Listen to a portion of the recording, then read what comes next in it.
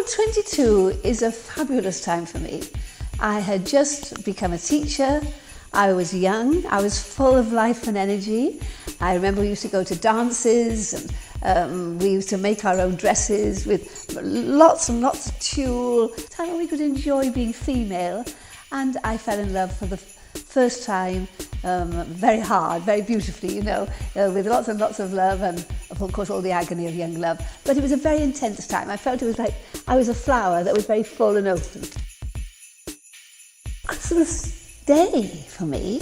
As a child, we used to go to the big house and sing carols very early on Christmas morning and then have mince pies. So really, the whole of the Christmas Day was magical.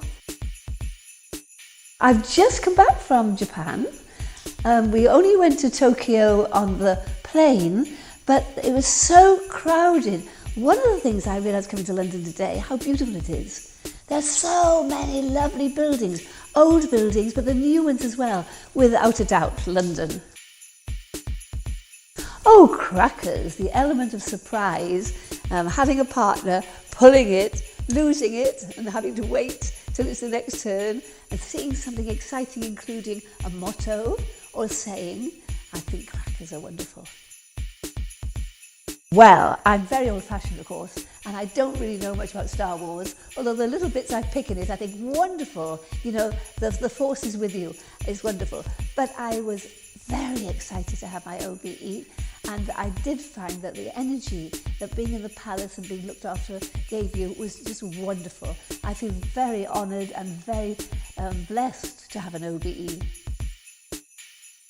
I do like songs of praise, Again, at my age, karaoke is a bit newfangled. And although I've been in a pub where we've had karaoke and I have enjoyed that as well, I've got to say equal. I've got to say both. Oh, Michael Jackson, I think, yeah. I think his songs are pretty beautiful. Yeah, Paul, I suppose. McCartney. No, let's go for Michael Jackson. Oh dear, youth every time. I mean, what a golden time youth is. As an old person, ageing, I've learnt a lot, and I quite feel that I'm very much wiser now. But I love the interaction of young people and old people, and because I'm older, I've got to say youth. But maybe if I'm young, I would say older, because I like the wisdom of older people. Oh, do you know, my charity is called Touch Trust, and it was a play on the words, because it's all about touch. It's all about the human need to be touched, to be treasured, to be reassured, and to feel a sense of your body and the beauty of your body by touch, which babies need. And if we deprive babies of that touch, then they suffer and even die. And then, of course, when we started our charity about touch, it was called Touch Therapy, and of course trust is also very important. It was very important that we do it with integrity, as a vulnerable partner, looking to make sure that our partner enjoyed what they were doing. So we didn't want to do anything to them. It was a partnership between us. So I've got to say, touch, of course, is the most, but trust with it as well. Oh, skydiving at 80. I mean, that was such a golden time. I've been so privileged. Skydiving at 85 even. I've had to stop it regretfully now. I sold my parachute and packed it and it went away this summer. Was I sad? It was like almost losing a baby, I do swim. Nothing like skydiving.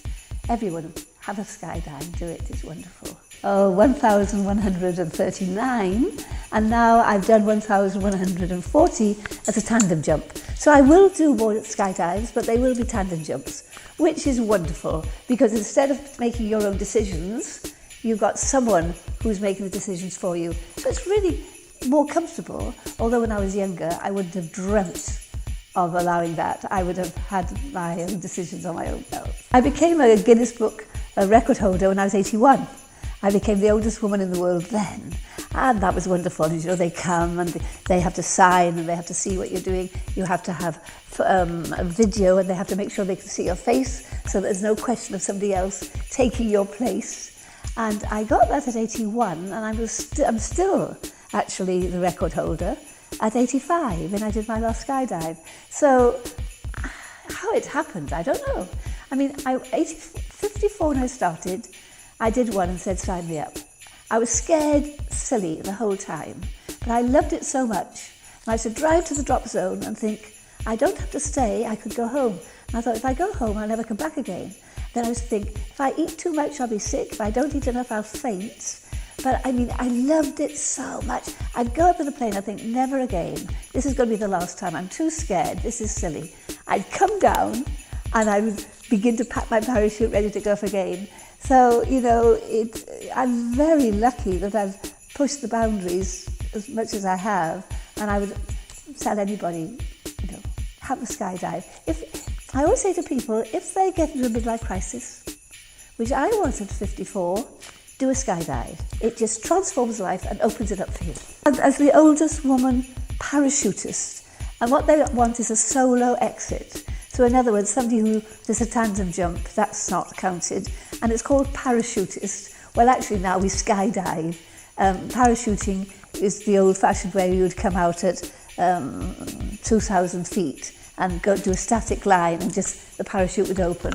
So I mean, the great fun is skydiving, where you're on your own, like a bit of a turkey, but it's the ultimate sense of freedom, and you're dancing, and you're just moving in the air, back looping, front looping, standing, sitting, meeting other people, giving them a kiss in the air.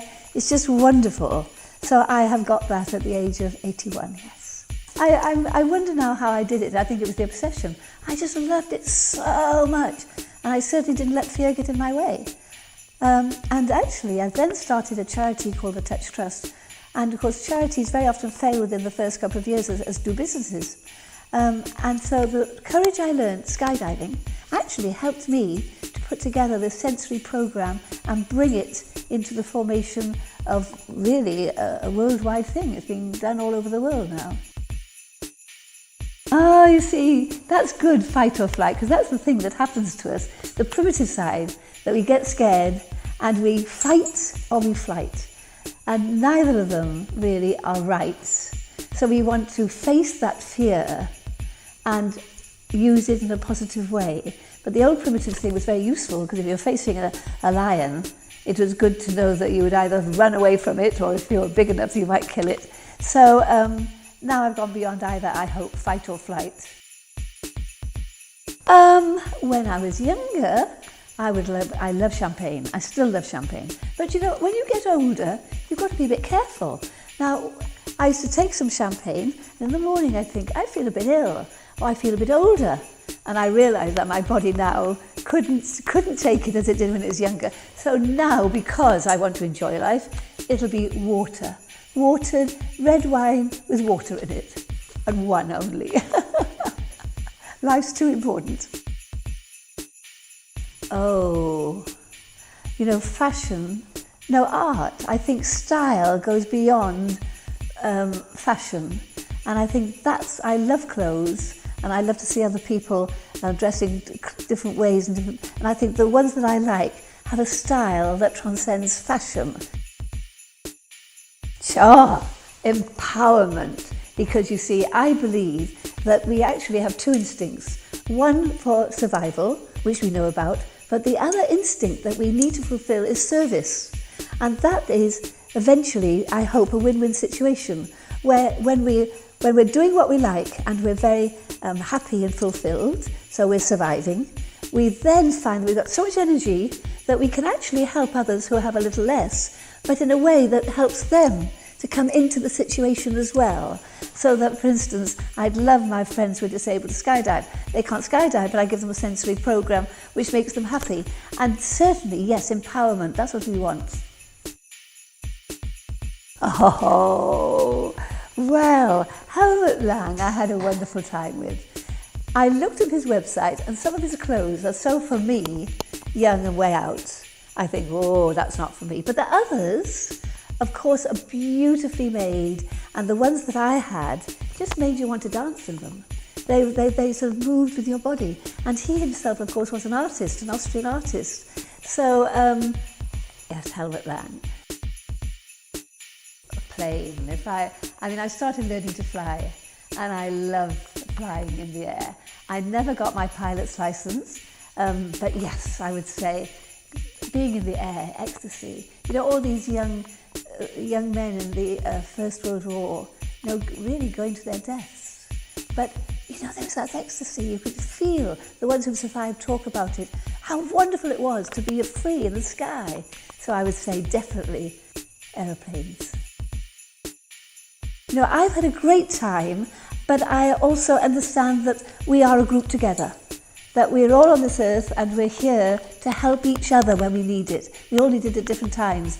And I think because I've been brought up to be compassionate, and because I am empathetic, so that I can see the beautiful person inside a mangled body, and I know that I had to use my skills of teaching to find a program that was right for them in quite a professional, down-to-earth way. So I feel I've been so lucky then, as a result. I've also been given these awards, but really the biggest award is that I'm very happy because I received so much companionship and care and love from my friends. So I've been lucky and I've been fortunate. Oh, I do love skiing. When I started skiing, I would fall off the button lift. And I remember my instructor thinking he probably met the one person that he could never succeed with. But he stuck with me, and I am a slow learner. That's something I know about in life. I'm a slow learner. So I'm very sympathetic to other slow learners. Having conquered it, I just love that feeling of standing at the top, getting ready and going, you know. So I would say sun I love, of course, because we like the sun and the sun bright, but I love skiing, yeah. I think the sack is obviously the one with all the goodies in, so I think Santa's sack is going to win on that one. You know, the two go together, mind and body. I mean, I'm a great believer. I was trained by Laban, who is the father of modern dance, who believed that if we moved authentically and expressed ourselves authentically, so using our mind to know what we wanted, but then to express it in the body, that was the way to be. And I do believe that the mind can actually boss the body about a lot. And I've actually proved that now in my old age, when I've been quite ill at different times, and I have, you know, been said an affirmation, or I've been positive. And actually, I've been fortunate as well, having a very good specialists and nurses around me, but I've overcome the illness. So I do believe very, very, very much that we've got to encourage children, adults, and old people to live through the mind and use the body. Well, I would like to be a vegetarian. I'm not quite a vegetarian. I don't really like Christmas pudding, but I think this time I am going to say Christmas pudding. I admire vegans. In this life I find it hard to be a vegan. I admire vegetarians. I think that's the way we've got to go. So yes, I've got to encourage myself to eat things that I haven't eaten so much in the past. So yes, Christmas pudding. I love candles. I'm going to tell you some funny stories where I've nearly set the house on fire with candles. I remember one night in my bedroom, and I was meditating in front of, as we did in those days, in front of the candle, and it was on the floor, and there was a lovely Indian rug with little elephants on it, and I went to bed. I thought, that's wonderful. The atmosphere is so good that there's still the flickering of the flame, you know. I really reached enlightenment, I think, you know. And then I finally woke up in the morning to find that even the wood was scorched. So the candle had burnt through the rug, through the little elephants, and had scorched the ground. So I was very lucky. So I do love candles, but I'm now careful that I put them out before I go to bed or before I leave the house. Oh, experience. Innocence is beautiful. It's a very heady time. It's lovely to be innocent, but we burn our fingers through innocence. One of the things I think is that I want young people to learn resilience. So in other words, that they're innocent, something goes wrong, they hurt themselves, but they don't give up. They get back on their bike and they do wheelies. So that we must encourage them to be resilient, but certainly innocence is short-lived, beautiful but short-lived.